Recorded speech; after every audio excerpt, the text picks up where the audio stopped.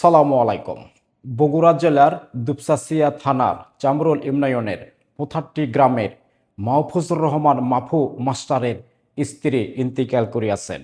ইন্না লিল্লাহি ওয়া ইন্না ইলাইহি রাজিউন। গত 4 দিন আগে তিনি ব্রেন স্ট্রোকে আক্রান্ত হন।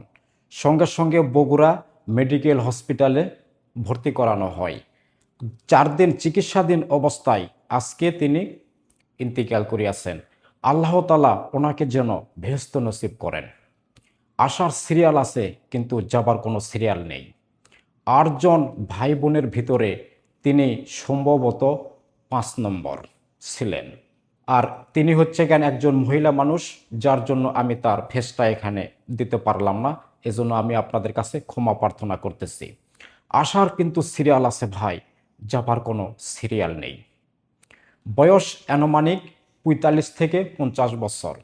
সবাই আমরা ওনার জন্য দোয়া প্রার্থনা করি, আল্লাহ তাআলা যেন ওনার গুনাহ খাতা মাফ করে দিয়ে আল্লাহ তাআলা যেন ওনার গুনাহ খাতা মাফ করে দিয়ে বেহেশত নসিব করেন এবং বেহেশতের উচ্চ মাকাম দান করেন। আল্লাহ হাফেজ। সালামু আলাইকুম।